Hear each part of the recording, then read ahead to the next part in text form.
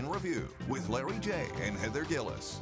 I'm Heather Gillis. Welcome to Week in Review. I'm Heather Gillis with your Newfoundland and Labrador update. Police are hoping an autopsy will confirm the cause of death for a 61-year-old woman at a cabin near Burgeo Tuesday. The victim and her 63-year-old husband were found inside the cabin near Portage Lake by their son, who was concerned about their safety. Time for another break here on Week in Review, but we'll be back with the province's newest lottery winner.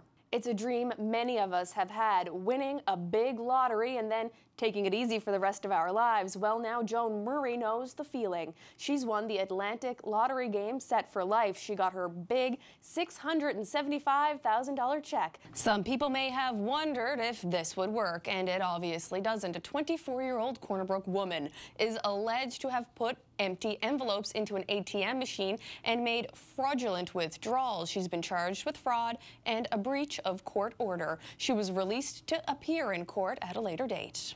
Tony, the fire is out, but now there's a public safety concern. We'll tell you a little bit about that in just one moment. The fire started a little bit before 10 o'clock this morning on the corner of Bates Hill and Duckworth Street and spread to two adjacent buildings. Firefighters have been on the scene all day. Now, Superintendent Don Byrne joins us to tell us a little bit about that public safety concern. Don, what is it?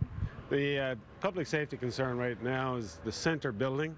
Hi, Glenn. The demolition has begun. That means the building behind us, especially the one in the middle, is coming down. It's been a long day for firefighters and police. New Gower Street beside us right now has just reopened, but many roads at this hour are still closed. One note to tell you about right now, there will be a benefit for people affected by this fire. Hi, Glenn. Thanks very much. The effects of this fire go far beyond the three buildings that were damaged by it. Homes and businesses nearby were damaged by smoke and the water firefighters used to put out the flames. That means this whole block that's behind us right now has been affected by the fire in some way. The fire began just before 10 Wednesday morning in this building on the corner of Bates Hill and Duckworth Street. It raged for nearly 3 hours and damaged most of a city block before firefighters could bring it under control. Everything in this block from Bates Hill up here to the other side, to this side of Majestic, were damaged, and we'll see exactly to what extent in the next little while. 3 fire stations responded to heavy smoke billowing from the back of this building. Firefighters removed hot dog stands with propane tanks from that building and were working inside and on the roof with chainsaws to quell the fire. But that changed quickly as firefighters had to evacuate the building when the fire truck's horn sounded 3 times. Well, just a few minutes ago, as you heard, we've decided that the interior is no longer tenable for us. So we've decided to go operationally defensive, and that's what you're looking at right now. What does that mean, operationally defensive? We have no further crews working inside. We're protecting our exposures and all of our neighbors outside. You'll see master streams behind us working the fire, and there'll be other master streams put on different exposures around those buildings. Deputy Chief Jerry Peach says the construction of the buildings made it hard for firefighters to fight the flames. This fire is typical downtown construction. There are walls upon walls, roofs upon roofs. We opened up one roof and found another roof underneath it. Around 1 this afternoon, firefighters got the blaze under control. Police closed Queens Road, New Gower Street, Duckworth Street, and Bates Hill, rerouting lunchtime traffic. Oh, we've got some fire left in the furthest building over alongside of Bates Hill there.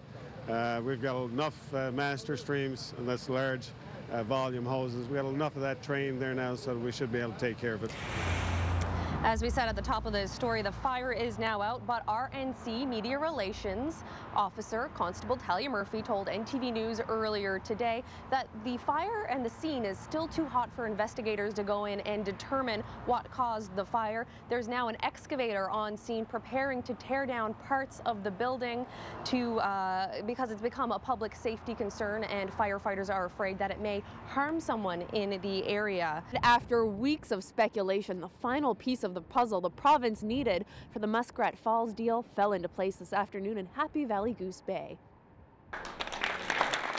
The federal loan guarantee will back $6.3 billion of project-related debt and save the province almost $1 billion in interest charges over the next 35 to 40 years.